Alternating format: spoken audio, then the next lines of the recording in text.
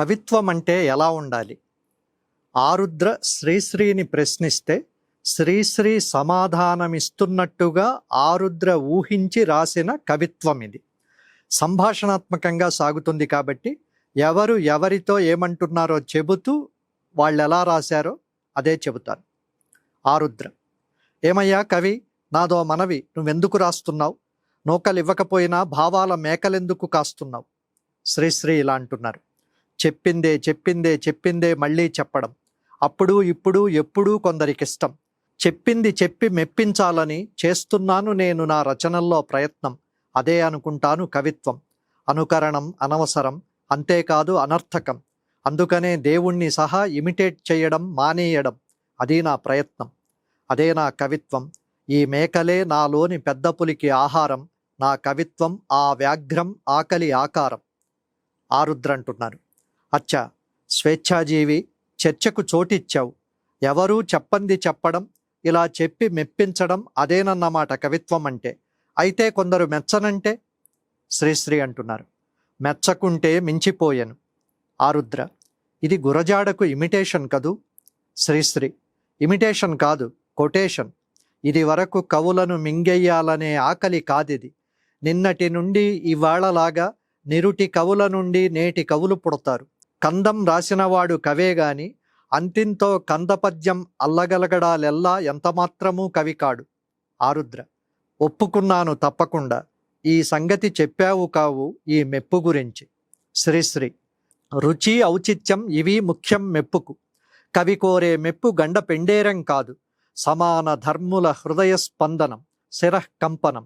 అది గీటురాయి అసలైన కవిత్వానికి. వానలాగా ప్రజల హృదయాల్లో వర్షించి కొత్త భావాల బీజాలు చల్లేది కవిత్వం. ప్రజలు చప్పట్లు కొట్టే భావాలకు పద్యాల రూపమిస్తే చాలదు. ప్రజాస్వామ్యాన్ని అంగీకరిస్తూనే కవి మెజారిటీకి అందని ఊహలు వెతకాలి. ఆ తరువాత అతని మైనారిటీ ఓటు ఆక్రమిస్తుంది ప్రజా హృదయంలో చోటు. ఏమైనా సరే కవిత్వం మేలుకొల్పాలి కానీ జోకొట్టకూడదు, అంతేనంటావా లేక?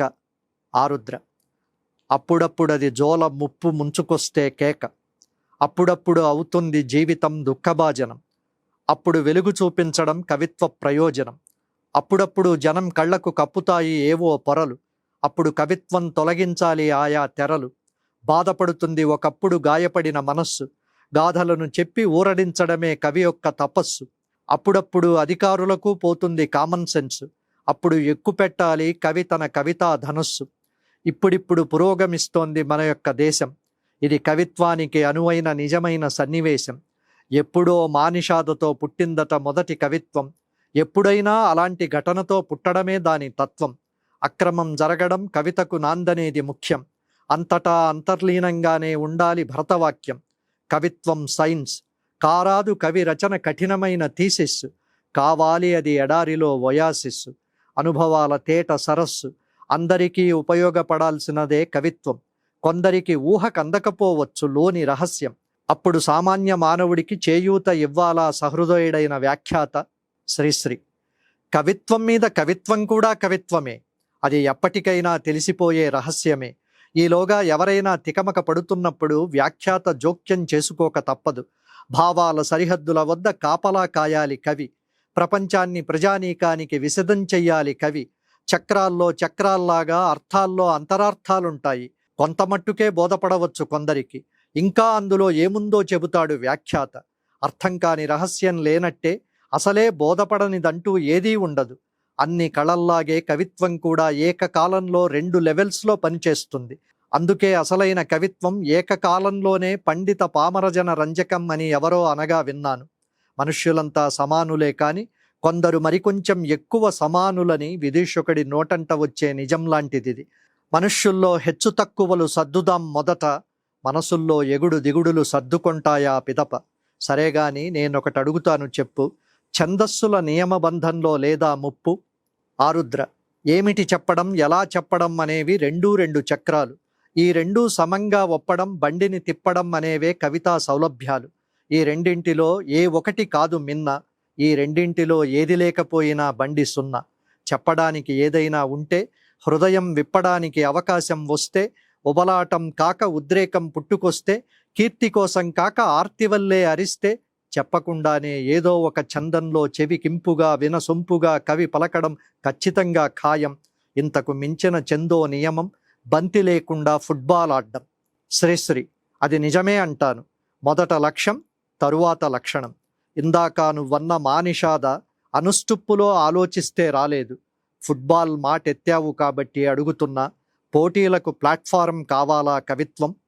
ఈ కవిత ఇంకా చాలా సుదీర్ఘంగా ఉంది, కానీ ఇందులో అన్నంలో నుంచి బియ్యం మెతుకు పట్టుకున్నట్టుగా మొదటి కొన్ని భాగాలను మాత్రమే మనం తీసుకున్నాం. మహాకవి శ్రీరంగం శ్రీనివాసరావు శ్రీశ్రీ, మరో కవి భాగవతుల శివశంకర శాస్త్రి ఆరుద్ర, ఇద్దరు బంధువులు, సమకాలీనులు. తెలుగు కవిత్వంలో విప్లవాత్మక మార్పులు తెచ్చిన మహానుభావులు. ఆరుద్ర రాసిన సినీవాలి కవితా సంపుటిలోని సాహిత్యోపనిషత్ స్వ విషయ సూచిక అన్న ఈ భాగం శ్రీశ్రీ ఆరుద్రల మధ్య జరిగిన ఒక ఊహాత్మక సంభాషణ లాంటిది. కవిత్వం అంటే ఏమిటి, దాని ప్రయోజనం ఏమిటి, ఛందస్సు అవసరమా లేదా అన్న విషయాలపై ఇద్దరు పెద్ద కవులు చర్చించుకుంటే ఎలా ఉంటుందో తెలిపే కవిత్వం ఇది. ఈ కవిత సమాజం కోసం కవిత్వం ఎలా ఉండాలో చెప్తోంది. కవిత్వం అంటే కేవలం పదాల అలంకరణ కాదు, అది సమాజాన్ని మార్చే ఒక ఆయుధం, ప్రజలకు సాంత్వన చేకూర్చే ఒక అమృతం అని శ్రీశ్రీ ఆరుద్రల సంభాషణ ద్వారా మనకు అర్థమవుతుంది. ఆధునిక తెలుగు కవిత్వంలో అభ్యుదయ భావాలను బలంగా వినిపించిన కవుల్లో ఆరుద్ర ఒకరు. క్లిష్టమైన విషయాలను కూడా సామాన్యుడికి అర్థమయ్యేలా రాయడం ఆయన ప్రత్యేకత. సమగ్రాంధ్ర సాహిత్య చరిత్ర, తెలుగు సాహిత్య చరిత్రను అందరికీ అర్థమయ్యేలా రీసెర్చ్ చేసి రాయడం ఆరుద్ర చేసిన పెద్ద ప్రయోగం. విడివిడిగా ఉన్న తెలుగు సాహిత్య చరిత్రనంతా సేకరించి 13 భాగాల పెద్ద గ్రంథంగా దీన్ని తీర్చిదిద్దారు. అంతకుముందు సాహిత్య చరిత్రలన్నీ పండితులకు మాత్రమే అర్థమయ్యేలా ఉండేవి. కానీ ఆరుద్ర రాజుల కాలం నుండి నేటి ఆధునిక కాలం వరకు ఉన్న కవుల గురించి, వారి కావ్యాల గురించి చాలా సరళమైన తెలుగులో రాశారు.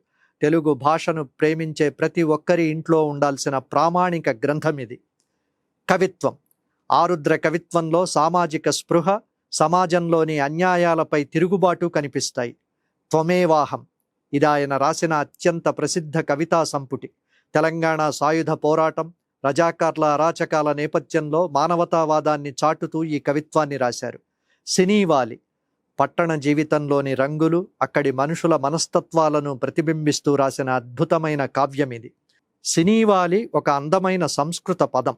దీని అర్థం ఏంటంటే, చంద్రుడి కళలు పూర్తిగా క్షీణించి ఆకాశం దట్టమైన చీకటితో నిండిపోయే అమావాస్య తిథిని సినీవాలి అంటారు. ముఖ్యంగా దృశ్యాదృశ్యంగా, అంటే కనిపించి కనిపించకుండా చంద్రుడు చాలా సన్నని రేఖలా కనిపించే అమావాస్య సమయం అని అర్థం. ఆరుద్ర తన పుస్తకానికి సినీవాలి అని ఎందుకు పేరు పెట్టారు? ఆరుద్ర రాసిన ఈ ప్రసిద్ధ కవితా సంపుటి నగర జీవితం, అంటే సిటీ లైఫ్ చుట్టూ తిరుగుతూ ఉంటుంది.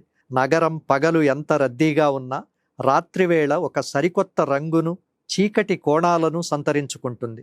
మహానగరాల్లోని రాత్రి జీవితం, అక్కడి మనుషుల ఒంటరితనం, నిరాశలు, ఆ చీకటి మాటున సాగే జీవిత పోరాటాలను ప్రతిబింబించడానికి ఆరుద్ర నల్లని అమావాస్య రాత్రి అనే అర్థం వచ్చేలా సినీవాలి అన్న పేరును ప్రతీకగా, అంటే సింబల్గా పెట్టుకున్నారు. కూనలమ్మ పదాలు. ఆటవెలది పద్యాల నడకలో చాలా చిన్న చిన్న ముక్కల్లో సమాజంపై ఎంతో పదునైన వ్యంగ్య బాణాలు విసిరారు. ఇవి చదవడానికి ఎంతో సరదాగా ఉంటూనే ఆలోచింపచేస్తాయి. ఇక సినిమా పాటల గురించి చెప్పాల్సిన పనే లేదు. ఆరుద్ర సినిమా రంగంలో కూడా అగ్రశ్రేణి గేయ రచయితగా రాణించారు. ఎన్నో వందల సూపర్ హిట్ పాటలు రాశారు. అటు పండితులను ఇటు పామరులను ఆయన పాటలు బాగా ఆకర్షిస్తాయి. ఆయన రాసిన పాటల్లో సాహిత్య విలువలుంటూనే సామాన్య జనం నోట నానేలా ఉంటాయి. అందులో కొన్ని ప్రసిద్ధమైన పాటలు: వేదంలా ఘోషించే గోదావరి, వేదంలా ఘోషించే గోదావరి, అమర కథగా నాయిక కథగా, నీలాల కన్నుల్లో మెలమెల్లగా, మనసే అందాల బృందావనం, ఇలాంటివెన్నో.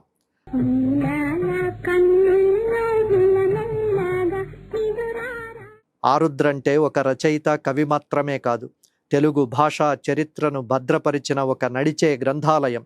అటు పండితులను మెప్పించే సాహిత్య చరిత్రను రాస్తూనే ఇటు సామాన్యుడు పాడుకునే సినిమా పాటలు రాయడం ఆరుద్ర ప్రత్యేకత.